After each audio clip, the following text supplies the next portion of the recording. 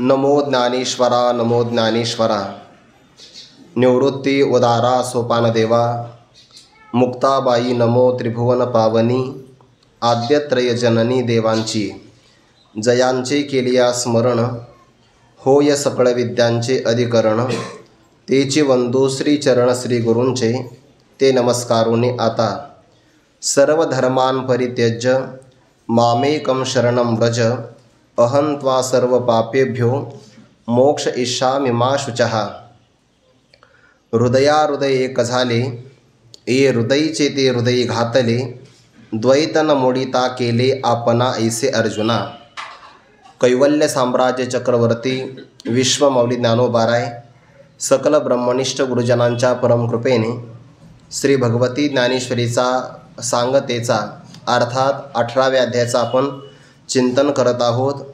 मनुष्य मात्राला मोक्षाची अपेक्षा आहे, अर्थात दुःखातून आपली सुटका व्हावी, ती पण आत्यंतिक दुःखाची निवृत्ती, आणि आपल्याला परमानंदाची प्राप्ती व्हावी अशा प्रकारची अपेक्षा यच्चयावत मनुष्याच्या अंतःकरणामध्ये आहे। आणि मग परमार्थामध्ये आलेला व्यक्तीसुद्धा आपल्या उद्धाराकरता स्वतः प्रयत्न करतो, पण अनेक साधनं जरी त्याने त्याचा अवलंब केला तरी ती त्याला उद्धाराकरता घेऊन जातीलच असं मात्र काही सांगता येत नाही। मग उद्धार होईल कसा?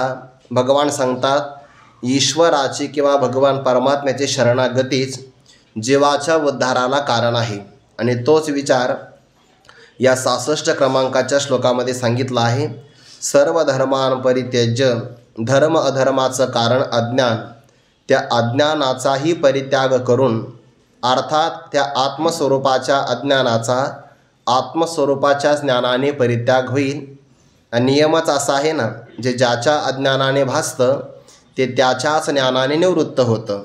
रज्जूच्या अज्ञानामुळे सर्प भासला असेल तर रज्जू ज्ञाना वाचून इतर कोणतेही उपाय केले तर सर्प निवृत्त होणारच नाही। त्याकरता ज्ञान हा एकमेव पर्याय आहे, अर्थात अधिष्ठानाचं ज्ञान हाच त्याचा पर्याय आहे। अध्यात्मज्ञानानेच अज्ञान निवृत्ती घडते। त्याचा परित्याग करून एकमेवाद्वितीयं ब्रह्म, ज्याला स्वगत सजातीय विजातीय कोणत्याही प्रकारचा भेद नाही, देशकाल वस्तू परिच्छेद नाही, किंवा ज्यामध्ये जीवजीवाचा, जीव ईश्वराचा, जीव जडाचा, जडाजडाचा आणि जड ईश्वराचा असा कोणत्याही प्रकारचा भेद जिथं नाही, त्या स्वरूपाला म्हणतात एकमेवाद्वितीयं ब्रह्म। आणि त्याला तू शरण ये, त्याचा तू आश्रय कर। अर्थात परमात्म्याला शरण गेल्यानंतर सोहंबोध प्राप्त झाला पाहिजे। परमात्मा आणि मी स्वरूपाने एकच आहे, याला उच्च शरणागती असं म्हणतात। नाहीतर शरण गेला आणि जीवत्वाने जर तसाच राहत असेल तर त्याला खरी शरणागती असं म्हणत नाही। भगवत स्वरूपाची शरणागती केल्यानंतर जरी तो धर्म अधर्मामध्ये राहिला, शरीराकडून कर्माचं आचरण करत असेल तरी पण त्याला कर्माचा धर्माचा कोणत्याही प्रकारचा लेप लागत नाही। ज्याप्रमाणे दह्याचं मंथन केल्यानंतर लोणी प्राप्त झालं आणि ते लोणी टिकण्याकरता पुन्हा ताकामध्ये टाकलं, राहतं ताकामध्ये, पण त्याला ताकाचा कोणताही स्पर्श मात्र प्राप्त होत नाही। असा तो अलिप्त स्वरूपाला प्राप्त होशील। म्हणून त्यांचा काहीही चिंतनाचा, मनामध्ये व्यथा निर्माण करण्याचा प्रकार अर्जुना करू नको। अनन्य शरण तुम्हाला आला की तुझ्याकरता मी असा स्वरूपाला प्राप्त होईल, पाप आणि पुण्यसुद्धा वेगळं राहणार नाही। असं सर्व देशामध्ये निवास करणारा, सर्वांच्या दृष्टीने जगाला दृष्टी देणारा, सर्वांच्या रूपाने जगाच्या रूपाला प्रकट झालेला श्रीकृष्ण परमात्मा भक्त अर्जुनाला बोलते झाले। आणि अशा प्रसंगामध्ये कंकणयुक्त असणारा उजवा सावळ्या वर्णाचा हात अर्जुनासमोर परमात्म्याने प्रगट करून जो आपल्याला शरण आलेला आहे त्या अर्जुनाला भगवंताने आलिंगन दिलं। कृपेचे काही प्रकार आहे, त्यामध्ये आहे हस्तकृपा, नेत्रकृपा, एक आहे वाक्यकृपा जी 10व्या अध्यायामध्ये आलेली आहे, आणि सगळ्यात महत्त्वाची आलिंगन कृपा, याला शक्तिपात असं म्हणतात। बऱ्याचदा उत्तम अधिकारी जर असेल त्याला जर उपदेश केला की त्याला वाक्यकृपेने सुद्धा ब्रह्मज्ञान होऊ शकतं. 10व्या अध्यायातली ओवी बरं, वाक्यकृपा लाधली दैविकीने मुखे. देवा, तुमच्या मुखातून आम्हाला वाक्यकृपा प्राप्त झाली, त्याला उत्तम अधिकारी लागतो. कधीकधी नेत्रकृपा असावी लागते, त्याने पण कार्य होतं. कधी एखाद्याच्या मस्तकावर हात ठेवला, अर्थात तो हातही तपस्वी असावा लागतो बरं. नाहीतर मग भस्मासुरासारखा जर असेल तर त्या हातातून काही कार्य होणार नाही. आणि सगळ्यात महत्त्वाची आलिंगन कृपा, ती आलिंगन कृपा परमात्मा अर्जुनावर या ठिकाणी करतात. त्याला शक्तिपात असं म्हणतात. त्याने सुद्धा उद्धार होऊ शकतो, पण शक्तीचा संचय मात्र असावा लागतो. आता भगवान परमात्म्याने जे आलिंगन दिलं, त्या आलिंगनाचं फक्त निमित्त आहे. परमात्म्याला काहीतरी विशिष्ट दान किंवा विशिष्ट असणारी वस्तू अर्जुनाला द्यायची आहे. कोणती द्यायची आहे? जगात जी कोणत्याही साधनाने प्राप्त होत नाही अशी अत्यंत दुर्लभ असणारी वस्तू अर्जुनाला द्यायची आहे. ज्ञानोबा त्याचं वर्णन करता, न पवता जयाते काखे सुनी बुद्धिते, बोलणे मागोते ओ सरले, ऐसे जे काही एक ते द्यावया, बोला बुद्धीसी अटक ते द्यावया, मिश खेवाचे केले. परमात्म्याला द्यायचं आहे अर्जुनाला. द्यावया म्हणजे दान देण्यासाठी, उदार आहे की नाही देव. मग अर्जुनाला द्यायचं आहे, पण काय द्यायचं? व्यवहारातले नाशिवंत पदार्थ सगळेच जण देतात. अनेक नाशिवंते काय न सरे हाय ज्याच्याने, हे नाशिवंत पदार्थ येऊन काही फायदा नाही. ज्या स्वरूपाला प्राप्त न करता वाणी आणि मन माघारी फिरतं, ज्या स्वरूपाच्या ठिकाणी बोलणं सगळं मागं राहतं, अशी जी काही शब्दाच्या कसाट्यामध्ये न सापडणारी, बुद्धीला सुद्धा न कळणारी, बुद्धीच्या आवाक्याच्याही बाहेर असणारी जे अशी काही एक वस्तू आहे, शब्दाने सांगता येत नाही बरं. म्हणून ऐसे जे काही एक, असं जे काही एक स्वरूप असेल ते द्यावया, मिशखेवाचे केले. आलिंगनाचं फक्त निमित्त परमात्म्याने केलं आणि तो आलिंगन दिल्यानंतर प्रकार काय झाला त्याचा विस्तार आता ज्ञानोबा पुढे 21व्या ओळीपासून करता. हृदया एक झाले, ये हृदयीचे ते हृदयी घातले, द्वैत न मोडता केले आपणा ऐसे अर्जुना, दीपे दीप लाविला तैसा परिश्वंग तो झाला, द्वैत न मोडिता केला आपण पे पार्थ, तेव्हा सुखाचा मग तया पूर आला जो धनंजया, तेथ वाढ तरी बुडवण्या ठेला देव. या 3 ओव्यांचा एकत्र विचार आहे. पुढे एक दृष्टांत, त्याच्याही पुढच्या एका ओवीचा आणखीन विचार आहे. अर्थात हे एक संबंध आहे किंवा प्रबंध आहे त्या ओवीचा.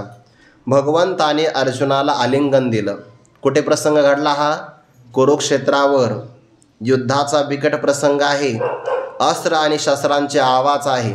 घात आणि प्रतिघाताचे प्रकार आहे. ऐसिया समयी कर्कसे, भोगी जत स्वानंद राज्य कैसे, आजी भाग्योदय हा नशे अनिके ठाई.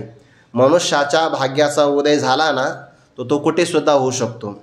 त्याला असं काहीच नाही की तो एखाद्या नदीच्या काठावरच असला पाहिजे, असं काही नाही. भाग्याचा जर उदय व्हायचा असेल तर तो रणांगणामध्ये सुद्धा होतो, आणि भाग्याचा उदय व्हायचा असेल तर तो स्मशानामध्ये पण होऊ शकतो, फक्त टिकला पाहिजे. स्मशानामध्ये बऱ्याच लोकांना वैराग्य होतं बघा. तिथं गेल्यानंतर सगळे उदास असतात, वैराग्याचे विचार मनात येतात, पण कुठपर्यंत? स्मशानभूमीचं गेट ओलांडत नाही तोपर्यंत. एकदा त्या प्रवेशद्वारातून बाहेर आले की त्याला असं वाटतं बाकीचे सगळे मरणारे आहे, पण मी मात्र अमर आहे. म्हणून तर त्या यक्षाने धर्मराजाला प्रश्न विचारला की जगातलं आश्चर्य काय आहे? आपल्यासारखे असते ना तर लगे मला जनरल नॉलेज खूप आहे, त्याने जगातले 8 च्या 8 आश्चर्य सांगितले असते. 7 का 8 आहे असं म्हणतात व आपल्याला ते काही माहिती नाही. माहिती करून घेण्यामध्ये आपल्याला स्वारस्य पण नाही, रसही नाही त्यामध्ये, सांगितले असते. धर्मराजाने सांगितलं आश्चर्य एक आहे, अहनी भूतानी गच्छन्ति यम मंदिरम शेषास्थावरम इच्छन्ति किमाश्चर्य अतपरम. दररोज एक ना एक व्यक्ती यमाच्या मंदिरामध्ये जातो आहे. त्याला घेऊन जाणारे माणसंसुद्धा त्याच्यासोबत जातात, पण जाणारे माणसं त्याचा अंतिम संस्कार झाला की उरलेले आपण इथंच राहण्याची इच्छा करतात, यापेक्षा आश्चर्य ते काय असेल. म्हणजे प्रत्येकाला माहिती जावं लागतंय, पण सगळे माणसं जणू काही अमरपट्टाच आपण घेऊन आलो आहे अशा योजना राबवतात बघा. जर आपण पाहिलं ना एखाद्याच्या जीवनाचं विश्लेषण करून, तर त्याने इतका निधी जमवलेला असतो, त्याला PF म्हणतात, भविष्य निर्वाह निधी, प्रॉव्हिडंट फंड असं काहीतरी नाव आहे त्याला. म्हणजे किती आपण भविष्यात राहणार आहे की नाही हेच माहिती नाही, तर पण भविष्याकरता मात्र व्यक्ती निर्वाह करतो. यापेक्षा आश्चर्य काय असेल. आपल्यापेक्षा पशुपक्षी बरे आहे की नाही. भाव सोडून द्या, पण तिथं वैराग्य राहतं. म्हणजे भाग्याचा उदय होतो पण अल्प काळामध्ये. पण अर्जुनाचं भाग्य मात्र असं आहे, ज्ञानोबा म्हणतात, भाग्योदय नसे अनिके ठाई, इतर ठिकाणी अर्जुनासारखा भाग्याचा उदय कोणाचा झालेला नाही. त्या भाग्याचा परिणाम असा आहे की रणांगणावर भगवंताच्या मुखारविंदातून हे अतिशय दुर्लभ असणारं गुह्य स्वरूपाचं ज्ञान ऐकायला भेटलं. हे संजयाने सुद्धा आपलं भाग्य सांगितलं बरं. संजय असं म्हणतात, काय आपलं भाग्य आहे म्हणे. कोणाला सांगतात? धृतराष्ट्राला. अहो ऐकीचं तसे की अवधारा. हे ऐकल्यानंतर तो इया बोला निवांत म्हातारा, जैसा मैसानुडी कापुरा तैसा उगाची असे धृतराष्ट्र निवांतच राहिले. संजय म्हटले, काय आपलं भाग्य, काय आपलं भाग्य. धृतराष्ट्राने सांगितलं, मी तुला तुझं भाग्य नाही विचारलं. मामका पांडवाश्चैव किम कुर्वत संजय, माझेन पंडूचे मुलं काय करते झाले ते सांगायचं दिलं सोडून, आणि अभंग घेतला एक आणि दुसरंच काहीतरी सांगतो. असं काही करत जाऊ नको. जे व्यवस्थित आहे ते सांग, आहे का नाही. आपलं भाग्य फार मोठं आहे. व्यासांच्या कृपेने मला हे प्राप्त झालं. ऐका बरं, धृतराष्ट्राला त्या प्रसंगामध्ये गीता ऐकली, पण गीतेचा परिणाम मात्र प्राप्त नाही झाला. मग केव्हा प्राप्त झाला? श्रवण कधीच वाया जात नाही. जरी आपल्याला पाठात झोप आली, याचा अर्थ झोपावंच असं काही नाही, पण जर आली समजा यदा कदाचित, तरी पण ते वाया जात नाही. आणि खरं असं आहे, पाठात प्रवचनात कीर्तनात जशी लागते ना तशी मान्य केलं तुम्ही, प्रामाणिक माणसं बघा, ऐका नाही. असं काही नाही प्रकार. पाठात आलेली विश्रांतीसुद्धा वाया जात नाही. धृतराष्ट्राला जरी श्रवण करताना ते ज्ञान फलीभूत नाही झालं, पुत्राचा मोह होता ना, पुत्रस्नेहे मोहितो, मोहात ज्ञान सफल होत नसतं.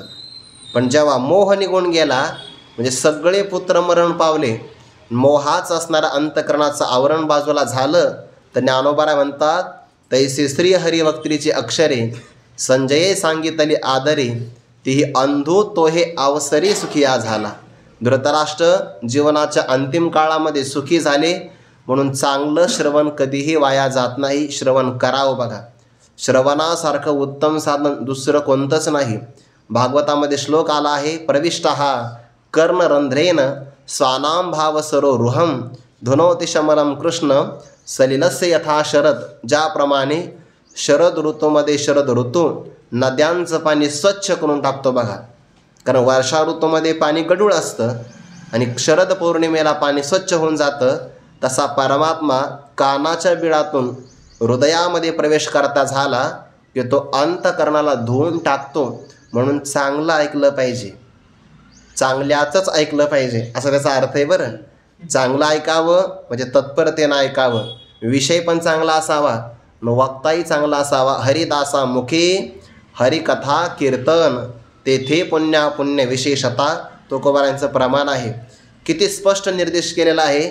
आपण अभंग पाहत नाही, संत वाङ्मय पाहत नाही, तेवढा वेळ नाही माणसाकडे. असं म्हणतात लोक की मला वेळ नाही, पण जर तुकोबारांचं अभंगाचं परिशीलन केलं आपण, तर सगळे निर्देश आलेले आहे. काय ऐकावं, कुठं ऐकावं, कथा कशी ऐकावी, कथेत उठून का जाऊ नये, कथेत मान कोणाला द्यावा. गोड अभंग आहे बघा तुकोबारांचा. तुकोबारा असं म्हणतात, जर तुम्हाला सगळा लाभ प्राप्त करून घ्यायचा असेल तर कथा काळीची मर्यादा, हे सगळे अभंग आहे की नाही, ऐकले पाहिजे, पाहिले पाहिजे. भाग्याचा उदय बघा, चांगलं ऐकायला भेटलं तर. अर्जुनाच्या भाग्याचा उदय झाला.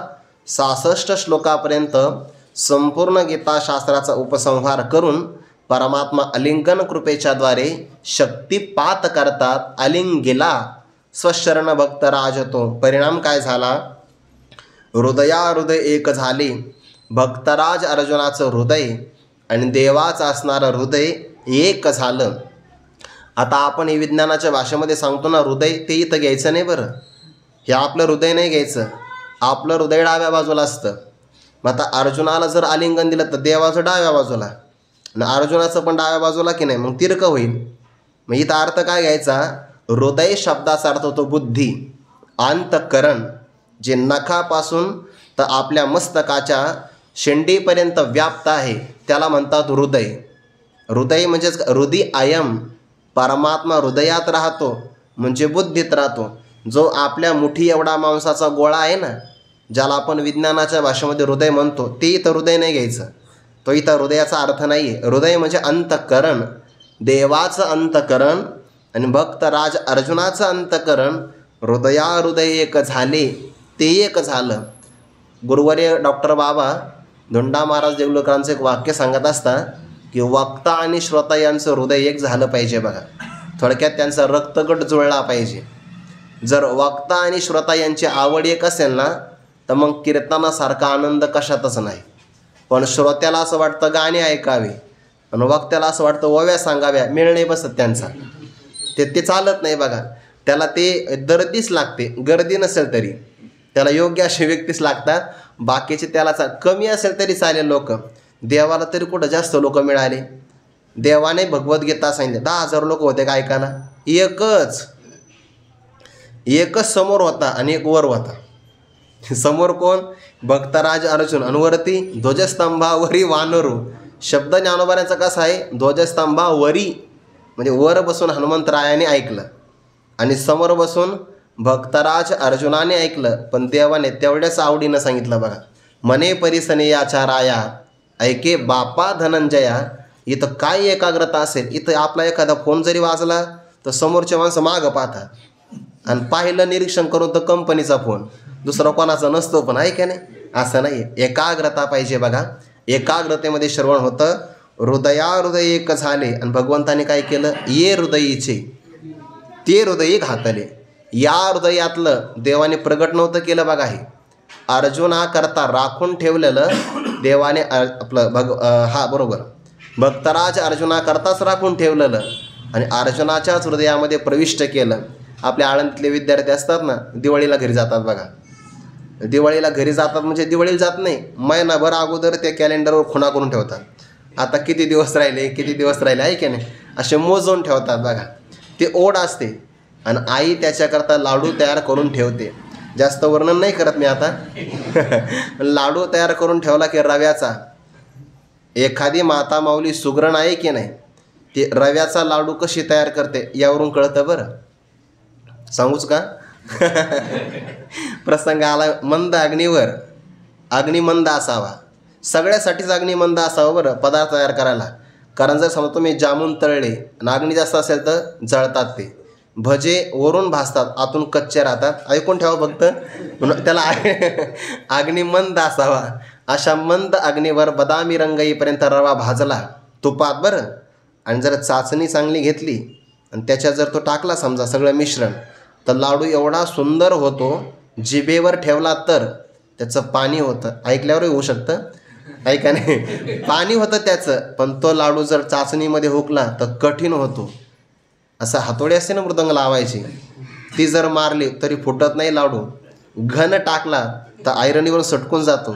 भिंतीला मारला तर चिर पडते. लाडूला नाही, भिंतीला. असा कठीण लाडू. हे सुगरण आहे का नाही, त्याला मग ती आई सुगरण आहे, लाडू तयार करून ठेवते आणि कोणाला देते बरं? जो तिचा मुलगा बऱ्याच दिवसानंतर घरी आला आहे त्याच्याकरता कपाटात ठेवून देते. तसं देवाने हे कपाटात ठेवलं. होते हृदयाच्या परिवरी ठेविले कृपानाची परी. कृपानाप्रमाणे देवाने राखून ठेवलं होतं. पण अर्जुनाला तर लगेच प्रगट केलं. ये हृदयीचे ते हृदयी घातले. द्वैत न मोडिता. हा अर्जुन आहे आणि मग श्रीकृष्ण आहे. हा शिष्य आहे, मी गुरु आहे. हा साधक आहे, मी सिद्ध महात्मा आहे. द्वैत तसंच ठेवलं. पण स्वरूपाने मात्र अर्जुन आपण ऐसे केले. अर्जुनाला मात्र आपल्यासारखं केलं. म्हणजेच काय? जसा देवाचा सच्चिदानंद ब्रह्मरूपाचा बोध आहे तसाच अर्जुनाला सुद्धा सच्चिदानंद रूपाचा बोध प्राप्त झाला. देवाने द्वैत मात्र मोडू दिलं नाही. का बरं? जर द्वैत मोडलं तर अर्जुन रूपाने शिल्लक राहणार नाही. अर्जुन रूपाने शिल्लक राहिले नाही तर देह राहणार नाही. देहच राहिला नाही तर पुढं धर्मयुद्ध घडणार नाही. म्हणून जेव्हा एखाद्या मनुष्याला बोध प्राप्त होतो, बोध प्राप्त झाल्यानंतर त्याचा काही देह पडत नाही, म्हणजे मृत्यू येत नाही. आणि जर कदाचित बोध प्राप्त झाला, मृत्यू आला, अशी बातमी जरी कळाली लोकांना, तर चुकूनही लोक ऐकायला येणार नाही. म्हण नको बुवा, चुकून आपल्याला बोध प्राप्त झाला तर मरण येईल आणि मग काय करायचं जाऊन. म्हणून ज्ञान जरी झालं तरी पण प्रारब्ध असेपर्यंत देह शिल्लक राहतो. त्याला जीवनमुक्त महात्मा असं म्हणतात. असा महात्मा लोकसंग्रहाकरता, लोकांच्या उद्धाराकरता कर्म करू शकतो. म्हणून देवाने द्वैत तसंच ठेवलं बरं, पण कल्पित द्वैत आहे. भक्त्यर्थम कल्पितम द्वैतम अद्वैतादपि सुंदरम. ते द्वैत फार चांगलं आहे, ते जतन केलंय देवाने. म्हणून तर मितूपण जाऊ दे दुरी, हे वास्तव जे आहे ना, भेद तो गेलाच पाहिजे. पण तरीसुद्धा भेदामध्ये भक्ती होऊ शकते. समुद्राला प्राप्त झालेली गंगा या रूपाने राहत नाही, पण लाटांच्या रूपाने मात्र खेळते की नाही. तसं अर्जुन देवाच्या रूपाला प्राप्त झालेलेच आहेत, पण स्वरूपाने मात्र किंवा लोकसंग्रहाकरता कर्म मात्र करू शकता. द्वैत न मोडिता केले, देवाने द्वैत तर मोडू दिलं नाही, पण या हृदयातलं ज्ञान त्या हृदयामध्ये संक्रमित करून अर्जुनाला मात्र आपल्यासारखं केलं. यातला एक बारकावा या ओळीमध्ये ज्ञानोबा शब्द वापरतात ना, त्या शब्दाच्या पाठीमागे रहस्य आहे बघा. अर्जुना असा शब्द वापरला की नाही. मग अर्जुन म्हणजे कोण? ज्याचं अंतःकरण सरळ आहे, रुजुत्वात किंवा आर्जवत्वात, ज्याचं आर्जव संपन्न जीवन आहे, ज्याच्या व्यवहारात सरळता आहे, मनात कोणतीच गाठ नाही, त्याला म्हणतात आर्जव, रुजू स्वभाव. आणि रुजुत्वात अर्जुन, रुजू स्वभावाचा आहे म्हणून तर त्याला अर्जुन म्हणतात. जो सरळ स्वभावाचा आहे त्यालाच परमात्मा आलिंगन देतात. जो सरळ स्वभावाचा आहे त्यालाच परमात्मा आपल्यासारखं करतात. जो सरळ स्वभावाचा आहे त्याच्याच हृदयामध्ये परमात्मा हे ज्ञान संक्रमित करतात. थोडीशी जरी गाठ असेल तर परमात्म्याला ते चालत नाही. म्हणून आपण ऐसे अर्जुना, पण आलिंगन दिला, हृदय एक झाले. त्या भावार्थ रामायणामध्ये एक आलिंगन आलेलं आहे बघा. प्रभू रामचंद्रांचा अभिषेक ठरला, म्हणजे लग्न तर अगोदर झालं होतं. सर्वात जास्त आनंद जरी प्रभू रामचंद्र अवतीर्ण झाले कौशल्य मातेच्या उदरी, पण कैकेयीवर प्रभूंचं फार मोठं प्रेम, आणि कैकेयीचं सुद्धा प्रभू रामचंद्रावर फार मोठं प्रेमाचा प्रकार आहे. सर्वात जास्त आनंद झाला कैकेयी मातेला सुरुवातीला, की माझा राम अयोध्येचा राजा होणार आहे. सगळी तयारी सुरू झाली आणि देवाला चिंता पडली. त्यांनी ब्रह्मदेवाला सांगितलं, का हो, तुम्ही तर आम्हाला आश्वासन दिलं होतं निवडणुकीच्या अगोदर की असं करेल तसं करेल, आणि आता निकाल लागला तर काहीच नाही. म्हणजे काय? प्रभू रामचंद्र अवतीर्ण होतील, रावणाचा वध करतील आणि देवांना बंदीशाळेतून सोडवतील असं तुम्ही सांगितलं होतं. मग आता तर प्रभू रामचंद्र राज्यावर जाणार आहे, आणि जर हे राज्यपदाला आरूढ झाले तर हे काही वनात जाणार नाही. वनातच गेले नाही तर जानकी मातेचं अपहरण होणार नाही, रावण येणार नाही, हे जानकी मातेच्या शोधासाठी लंकेला जाणार नाही, लंकेतच आले नाही तर रावणाचा वध नाही होणार, रावणाचं वध झाल्याशिवाय आमची सुटकाच नाही, मग आम्ही असंच राहायचं का?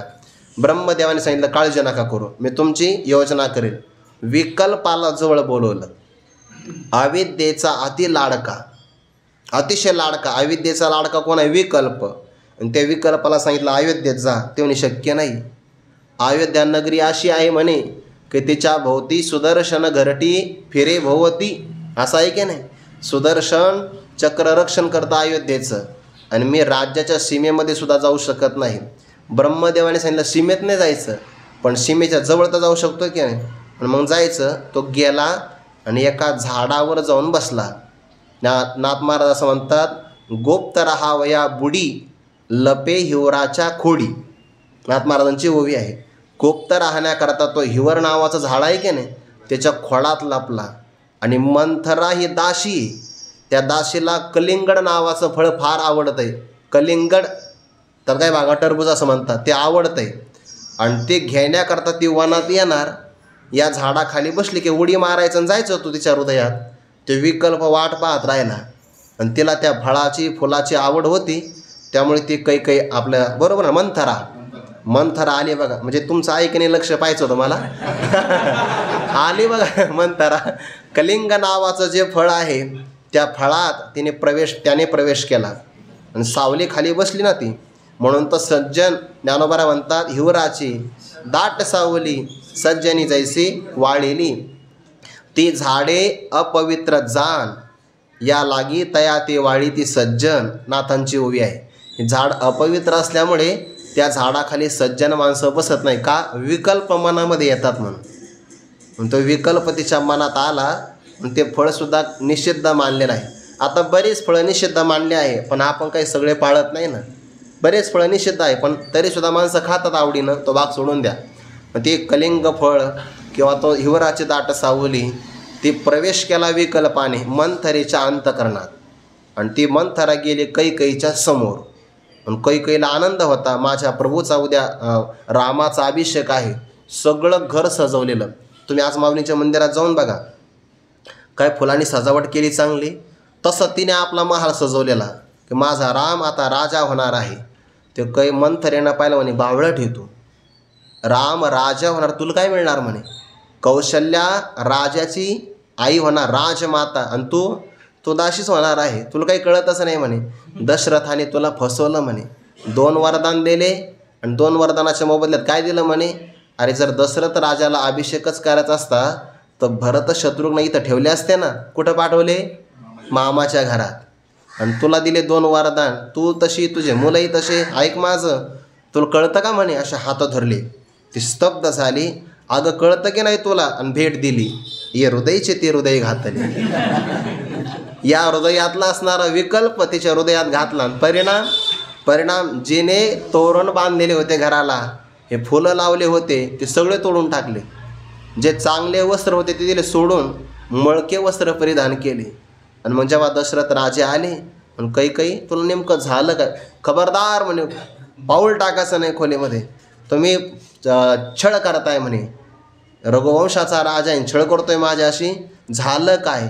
काय झालं म्हणजे मला माझे वरदान पाहिजे. अगं होतं ते म्हणे अभिषेक, व काही नाही राज्याभिषेक वगैरे काय, पहिले वरदान पाहिजे. घेतले ना वरदान मागून. वरदानात काय मागितलं?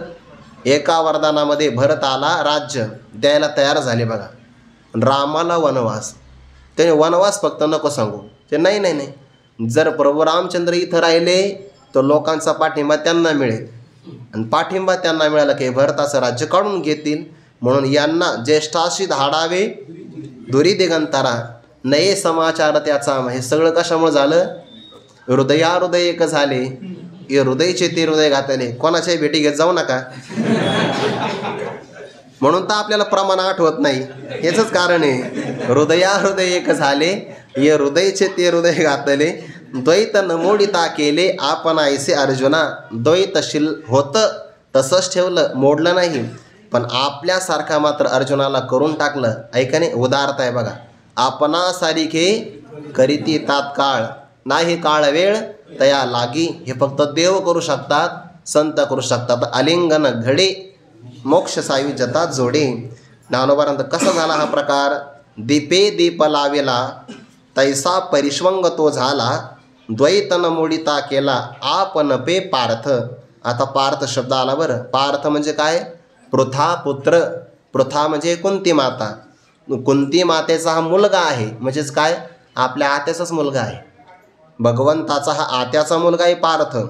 दीपे दीप लावेला, एखाद्या दिव्याने दुसरा दिवा लावावा. मग काय होतो? पहिला दिवा प्रकाशमानच आहे आणि दुसराही दिवा काय होतो? प्रकाशमानच होतो. बघा दिव्याचा प्रकाश आत आला. दीपे दीप लावेला तैसा परिष्वंग तो झाला. परिष्वंग म्हणजेच काय? आलिंगन. तसा हा आलिंगनाचा प्रकार झाला. देवाने अर्जुनामध्ये भेद शिल्लक ठेवला नाही. आपल्यासारखी योग्यताच करून टाकली. दिव्याने दिवा लावला तर दोन्ही दिवे प्रकाशाने समान होतात. तसा हा आलिंगनाचा प्रकार झाला. तैसा परिष्वंग तो झाला. परिष्वंग म्हणजे आलिंगन. द्वैतन मोडिता, दुजेपणा. 2 ठिकाणी आलाय बरं आता. मागच्या ओळीमध्ये ना आताही. म्हणून तर भगवंताने असं म्हटलंय, की पूर्ण ब्रह्म झाला पार्थ, पुढील साधावया कार्यार्थ, मर्यादा श्रीकृष्णनाथ उल्लंघनीती. जरी भक्तराज अर्जुन पूर्ण झाले, पूर्ण ब्रह्म झाला पार्थ, पण पुढचं कार्य करायचं नाही, काही धर्मरक्षण करायचं आहे. त्यामुळे देवाने अर्जुनाला पुन्हा अर्जुनच ठेवला आहे, आलिंगन दिलं आहे. बऱ्या 2-4 ठिकाणी हा प्रकार आला आहे बरं. 6व्या अध्यायात प्रकार आला आहे, हा 15व्या अध्यायामध्ये पण आलेला आहे, आता पण आला आहे, आणखीन पाठीमागं एकदा येऊन गेला, पुढे पण कदाचित येईल. की भक्तराज अर्जुन स्वरूपाला प्राप्त होत होते, पण देवाने होऊ दिलं नाही. जर स्वरूपाला प्राप्त झालं ना, अर्जुनाला समाधी लागली तर मग युद्ध नावाचं कर्म राहणार की नाही. अर्जुना, अरे तुला निमित्त करून मला धर्मरक्षण करायचं आहे.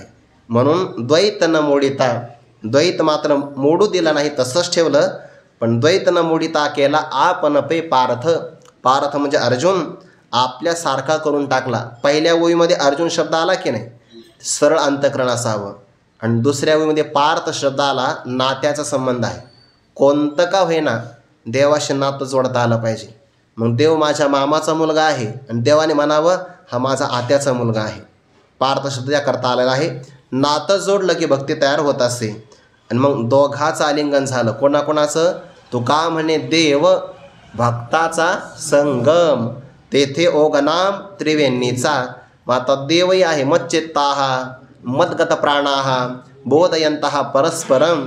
देव भक्त दोन्ही एक रूप झाले, मुळीचे संचले जैसे तैसे. नाथांची प्रमाणे बरं हरिपाठातलं आहे. तेव्हा तिथं राहिल्यामुळे काही प्रमाण आठवतात मला. तेव्हा सुखाचा मग तया. आता हे सुख कोणतं आहे? हे विषयाचं सुख नाही बरं, हे भक्ती प्रेम सुख आहे.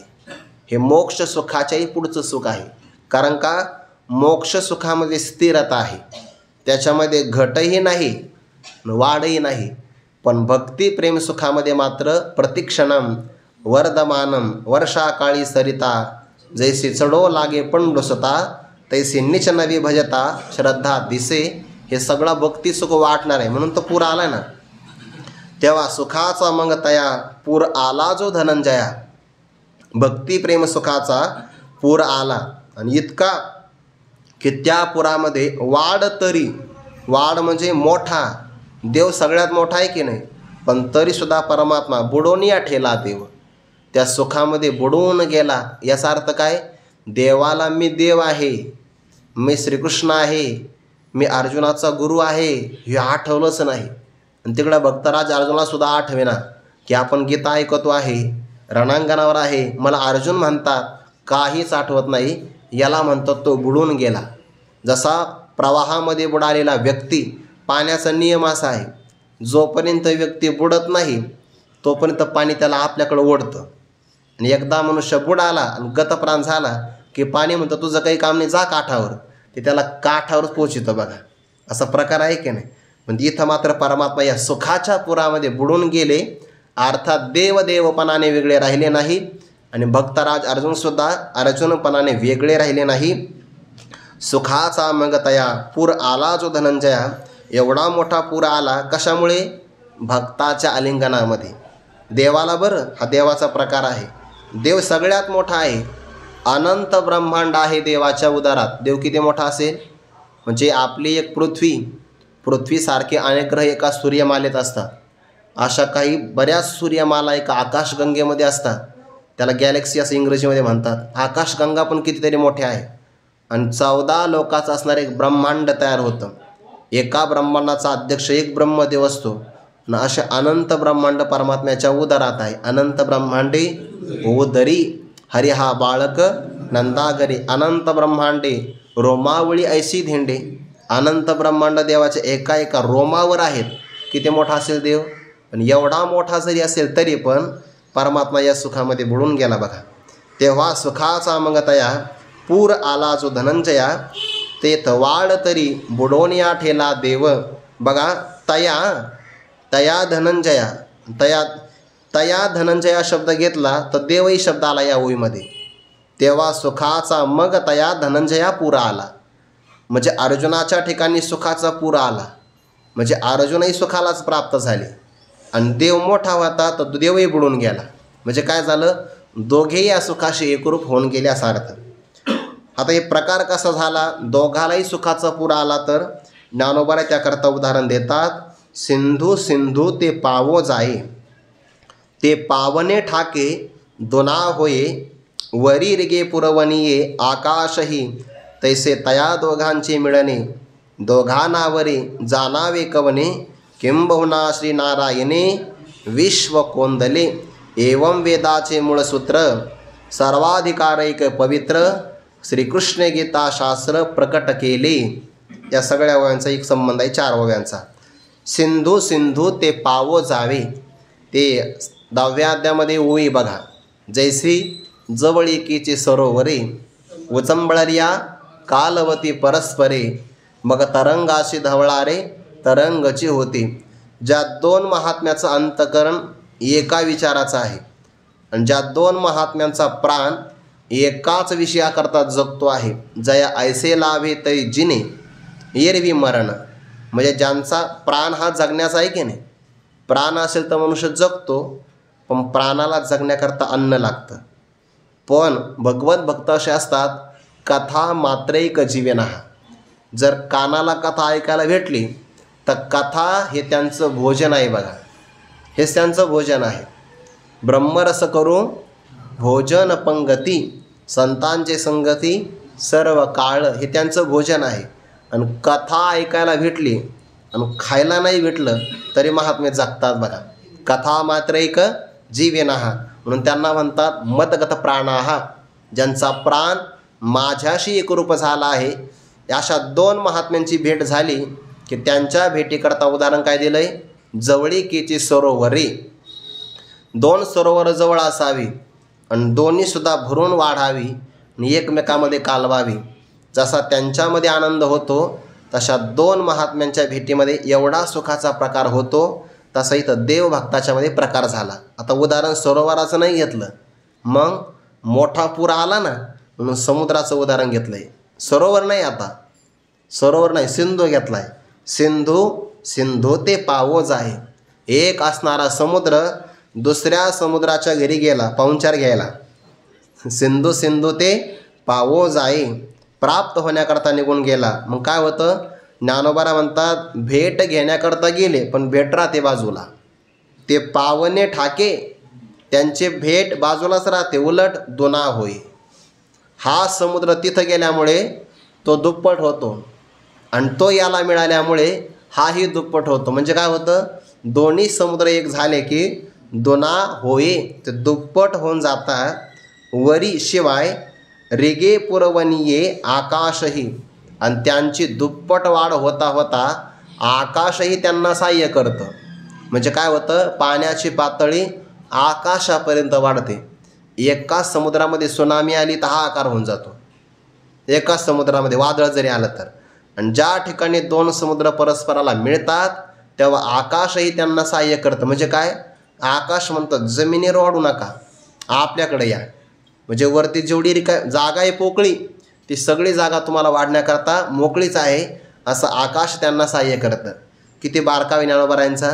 जर समुद्र एकमेकाला भेटले असते पण ते म्हणले असते आम्हाला पंढरपूरला वारीला जायचं दोघाला, दोघाच्या 2 दिंड्या घेऊन, तर काय झालं असतं, अवघड आहे की नाही. पण सहाय्य कोणी केलं आहे, जमिनीने नाही, आकाशाने सहाय्य केलं. सिंधू सिंधू ते पाव जाये, ते पावने ठाके दुना होये, वरी रिगे, रिगे म्हणजे प्रवेश करणं, पुरवणिये, पुरवणी म्हणजे सहाय्य, त्यांना सहाय्य करण्यासाठी आकाशसुद्धा काय होतं, रिगे मदत करतं. हे झालं उदाहरण. तैसे तया दोघांचे मिळणे, दोघांनावरे जाणावे कवने, दोघांचे तया दोघांची मिळणे, देव आणि भक्त. श्रीकृष्ण परमात्मा, भक्तराज अर्जुन या दोघांचं मिळणं झालं म्हणे. आणि ते दोघालाही आवरेना. प्रकारच असा आहे भक्तिप्रेम सुखाचा, धरिताही परी आवरेना. अंतरीचे धावे स्वभाव बाहेरी, धरिताही परी आवरेना. हा आवरला जात नाही बघा. म्हणून तर कंठी प्रेम दाटे, नयनी निरलोटे, हृदयी प्रगटे राम रूप. आतला आनंद बाहेर ओसंडून वाहतच असतो, त्याला तुम्ही आवरू शकत नाही किती प्रयत्न जरी केला तर. कारण ते जे सुख आहे ना, हे सुख अपार आहे. त्या अपार सुखाला परिच्छिन्न देहामध्ये बंदिस्त करता येत नाही, म्हणून ते आवरल्या जात नाही. ते बाहेर धावते बघा. तैसे तया दोघांची मिळणी दोघा नावरे, दोघालाही ते आवरे ना. ज्ञानोबारा म्हणतात जाणावे कवने, त्यांच्या भेटीचा प्रकार कोणी जाणावा. बरं, ज्या दोघांना तो प्राप्त झाला त्यांना तो आवडला जात नाही, आणि तिसऱ्याने जाणावा का? तिसरा जाणण्याकरता गेला असता पण त्याला ते मिळालंच नाही ना. ज्याला मिळालंच नाही तो काय सांगणार आहे. म्हणून जाणावे कवने हा जो प्रकार आहे की नाही, हा अनुभवाची जोगे नवे बोलायचे. परमात्म सुखाचा जो आनंद असतो की नाही तो शब्दात सांगता येतो, अनुभव कथन करता येतो. पण ज्याने तो अनुभव घेतला त्याला जसा अनुभव आला तसा अनुभव ऐकणाऱ्याला येईलच असं काही सांगता येत नाही. त्याची योग्यता असेल आणि त्याला प्राप्त झाला तर मग अनुभवामध्ये समानता येईल. पण मात्र हे ज्याला प्राप्त झालं त्यालाच कळतं, बाकी कोणाला कळत नाही. नारद महर्षींनी उदाहरण दिलं आहे. एखाद्या मुक्या माणसाला साखर खायला दिली, आता साखरेची गोडी त्याला कळणार की नाही? कळणार, पण त्याला दुसऱ्याला सांगता येणार नाही. का बरं? मुका आहे, मग सांगता येत नाही. अनुभव नसेल, अनुभव आहे पण सांगता येत नाही.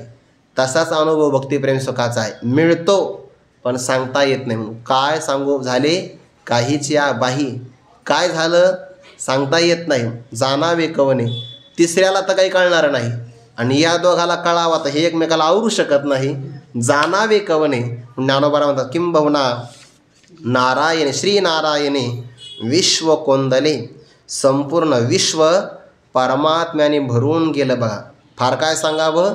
श्री नारायणे, श्री हा लक्ष्मी पदाचा म्हणजे लक्ष्मी संपन्नतेचा वाचक आहे, किंवा श्री हा शब्द ब्रह्मविद्येचाही वाचक आहे.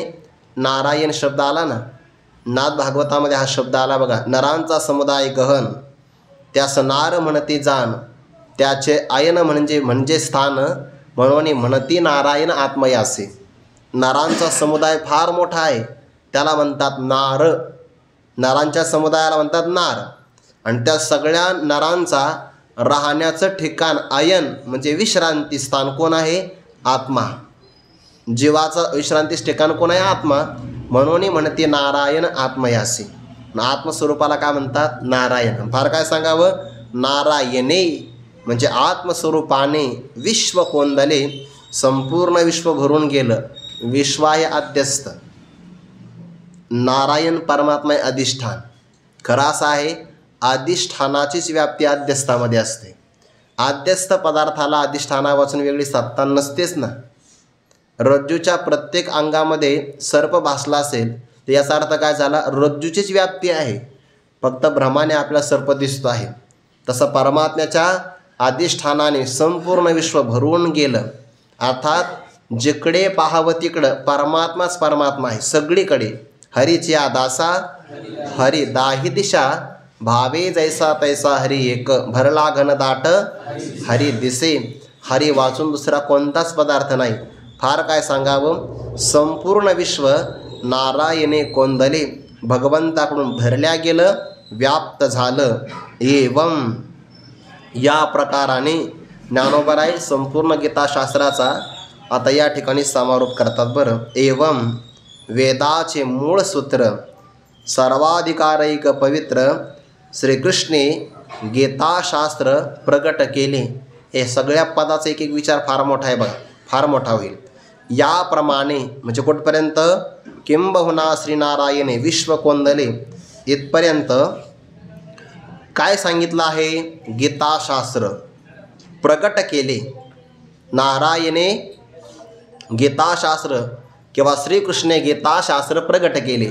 भगवंताने हे गीताशास्त्र अर्जुनासमोर प्रगट केलं, म्हणजे गुह्य होतं ते उघड रूपाने सांगितलं.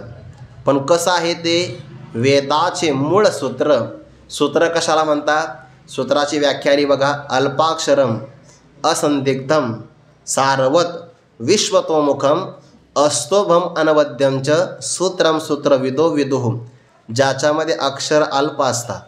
अल्पाक्षरमा मनुष्याला विस्ताराने पण बोलता आलं पाहिजे आणि सूत्ररूपाने पण बोलता आलं पाहिजे. सूत्ररूपाने म्हणजे थोडक्यात सांगायचं, आणि विस्तार म्हणजे व्यास पद्धती विस्ताराने सांगायचं. म्हणून अल्पाक्षरम. पण अक्षर जरी अल्प असेल तर संशय नसतो. असंदिग्धम सारवत साररूप असतात. विश्वतोमुखम व्यापक अर्थाने संपन्न असतं, अस्तोभम पाळणाळ नसतं, अनवद्यमच ज्यामध्ये दोष नसतात, आशा बोलण्याला सूत्रकार सूत्र असं म्हणतात. अल्पाक्षरम असंदिग्धम सारवत विश्वतोमुखम अस्तोभम अनवद्यमच ज्याच्यात दोष नाही. बघा कोणते दोष असतात, दोष आले बघा 13व्या अध्यायामध्ये. विरोधवाद बळू, प्राणिताप ढाळू, उपहास छळू, वर्मस्पर्शू, आटो वेगविंदाणू, आशा शंका प्रतारणू, हे सन्यसिले अवगुण जी आवाचा, हे वाणीतले दोष असतात. आणि ते ज्याच्यामध्ये नाही त्याला अनवद्यमच्या असं म्हणतात. सूत्रकाराने त्याला सूत्र म्हटलं आहे. सूत्रम सूत्र विदो विदुः. आणि वेदाचं सूत्र काय असेल तर श्रीमद भगवद्गीता आहे. भगवद्गीतेमध्ये श्लोक आहे 700 आणि वेदामध्ये संख्या किती, लाखभर. लाखभर असणारी श्लोकाची संख्या. त्यामध्ये जे सांगायचं होतं ते अल्पाक्षरम परमात्म्याने प्रगट केलं, म्हणून हे वेदाचं मूळ सूत्र आहे. बरेच लोक म्हणतात आम्हाला वेदाने अध्ययनाचा अधिकार दिला नाही. गीता वाचना. गीतेचा शब्द कसा आहे, सर्वाधिकारैक पवित्र. पुढं आहे की नाही, सर्व प्राणीमात्राला शुद्ध आहे बघा, एक पवित्र. गीताशास्त्र एकमेव पवित्र आहे. आणि इथं सगळे यारे यारे लहान थोर, याती भलती नारी नर, सगळ्यांना गीतेचं अध्ययन करता येतं. सर्वाधिकारैक ज्याच्यामध्ये सर्वांना अधिकार आहे. म्हणून ज्याला अध्ययन करायचं, ज्याला ज्ञान ग्रहण करायचं ते माणसं भांडत बसत नाही बघा, अध्ययन करत बसतात. पण ज्याला काही घेणं देणं नाही, फक्त कलह करायचं, ते आम्हाला अधिकार का नाही. अरे तुला मराठी नीट वाचता येईना, वेद कधी वाचता येणार आहे का नाही. काही काही माणसाला मराठी व्यवस्थित लिहिता येत नाही बघा, ऱ्हस्व दीर्घ काहीच कळत नाही. एखाद्याला आपण म्हणा खून करा, म्हणजे एखादी ओविमत त्याचा खून करा, तर तो खला दुसरा उकार आणि बाणाचं न न्यायचं की नाही, खून करा म्हणजे टिक मार करा. तो तसं नाही करत. म्हणजे खला दुसरा उकार आणि नळाचं न लिहितो, खून करा, करा हत्या. मग म्हणजे ज्याला एवढंही कळत नाही, इतकं महत्त्वाचं आहे बघा. पाठीमागे आपण पाहिलं आहे आण आणि आण शब्द आला की नाही. आण म्हणजे शपथ आणि आण म्हणजे वेगळं. इतके सूक्ष्म मराठी. आता ज्याला एवढा फरक नाही कळत, आम्हाला वेदाचा अधिकार नाही, नका नसे ना, गीता वाचना, गीताशास्त्र पाठ करा. गीता पाठ केले 21,000 रुपये आहे. एवं वेदाचे मूळ सूत्र, वेदामध्ये सांगितलेलं तात्पर्य सूत्ररूपाने सांगितलं आहे बघा, कुठे, गीतेमध्ये. म्हणून वेदाचं मूलभूत असणारं सूत्र गीताशास्त्र आहे. सर्वाधिकारैक पवित्र, शुद्धही आहे आणि सर्वांना अधिकार आहे बघा. गीता कुणाला वाचता येते, सगळ्यांना. सगळ्यांना. नाही वाचता आली तर ऐका बघा, ऐकणाऱ्यालाही तेच फळ आहे, सांगणाऱ्यालाही तेच फळ आहे, पारायण करण्याला तेच फळ आहे बघा. म्हणून तर भगवंतांनी म्हटलं आहे ना, एक प्रदक्षिणा जपाची या, बाहिरोनी करीती या, एक ते श्रवणमिषे छाया, सेवित याची एक ते अवधानाचा पुरा, विडा पाऊड भीतरा, घेऊन रिगती गाभार अर्थ ज्ञानाच्या, त्यांनीच बोधेवरावरी, भेटती आत्मया श्रीहरी, परिमोक्ष प्रासादी सरी सर्वाही आती. सर्वांना प्रसाद समान आहे, फक्त त्याची श्रद्धा पाहिजे बरं. श्रद्धावानाला फळ मिळतं, चिकित्सकाला मिळेल सांगता येत नाही. एवं वेदाचे, ज्या वेदाच्या ज्ञानामध्ये भ्रम प्रमाद करणा पाठव विप्रलिप्सा कोणताही दोष नाही, असं हे वेदाचं मूळ सूत्र. वेदशुद्ध आहे आणि त्याचे पुन्हा मूळ सूत्र रूपाने भगवद्गीता. सर्वाधिकारैक पवित्र श्रीकृष्णे गीताशास्त्र प्रगट केले.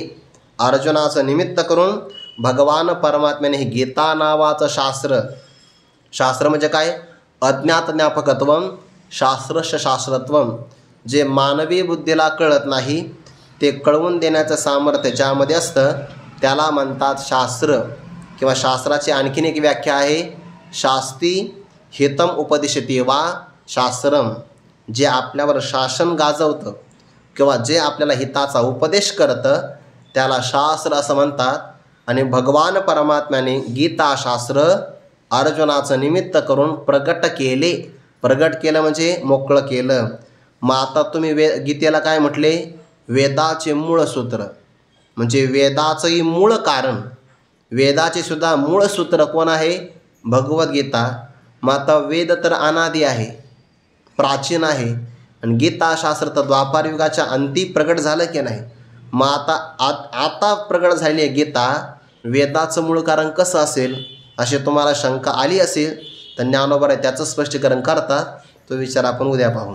पुंडलिक वरदारी विठ्ठल श्री ज्ञानदेव तुकाराम माऊली ज्ञानेश्वर महाराज की जय. जगद्गुरु तुकाराम महाराज की जय. सद्गुरु जोग महाराज की जय.